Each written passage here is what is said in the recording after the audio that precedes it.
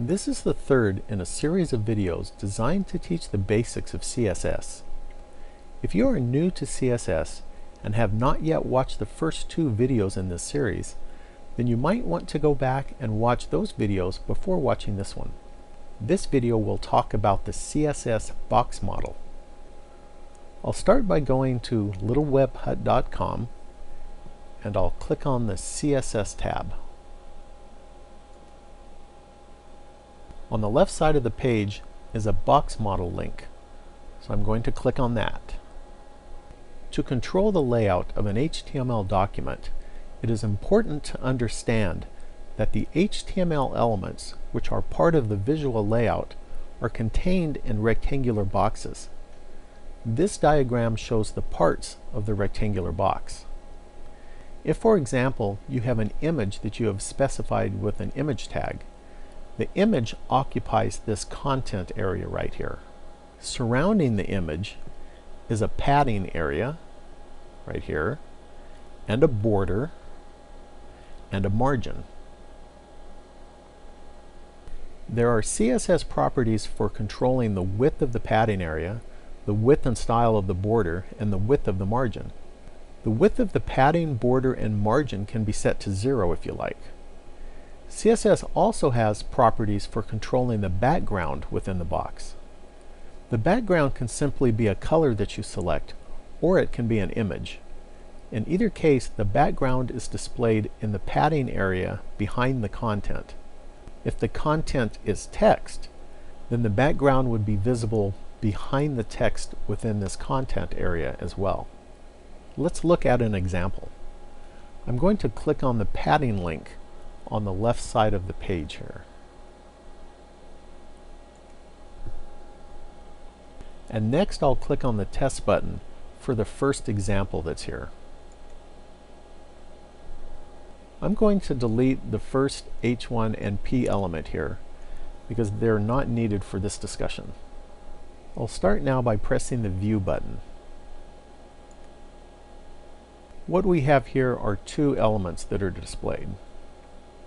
The first element is this H2 element that we have specified here, and this is the text for it. And the second is an image tag here that we've used to display an image. We'll notice up here that the H2 element has a class attribute set to a value of tst1, and the image has a class value set to that same value of tst1. Therefore, this style that we have up here, which uses a tst1 class name, will apply to both this H2 and image elements. Here we can see that we have used the padding property to set the padding to 40 pixels. And that's this area that surrounds this text right here. And it's also this area that surrounds the image right here. We can also see that we've used the background color property to set the background to orange. And we can see that this orange background color is visible in the padding area as well as behind the text within this H2 element. And down here we can see that the background color is only visible in the padding area because the image occupies the entire content area. You will also notice that there is currently no border that is visible for either one of these elements. But as can be seen from this white space right here, there is a margin that is separating these two boxes. So let's set the margin property to 0 and see what happens. So I'll go up here after the semicolon and I'll type in margin and I'll set the value to 0.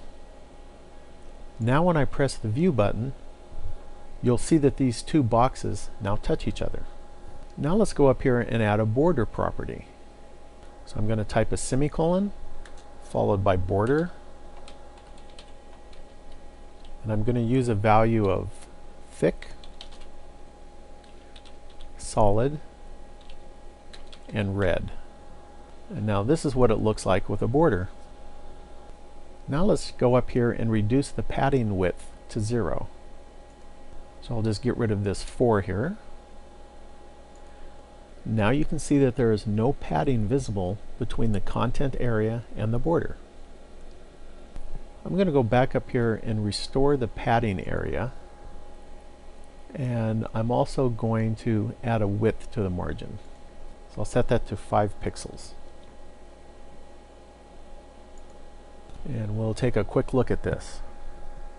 And now I'm going to change the background from a simple color to an image.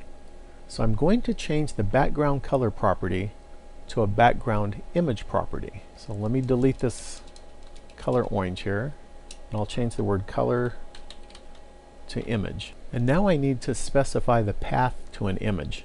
And I do that by typing URL with the path name contained between parentheses. And I'm also going to put the path name between a pair of quotation marks.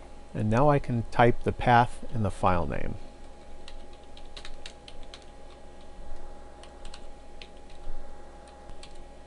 Now I'll press the View button to see what that looks like. And here you can see that the orange background has been replaced with the image that I specified. If we go back to our previous page, you can see here on the left that we have properties for specifying the background and a bunch of properties here for specifying border. And we also have properties down here for setting the margin and the padding. And you can click on any of these links for more information. You'll also find plenty of examples. Well, that concludes this video. Thanks for watching, and please subscribe and leave a comment.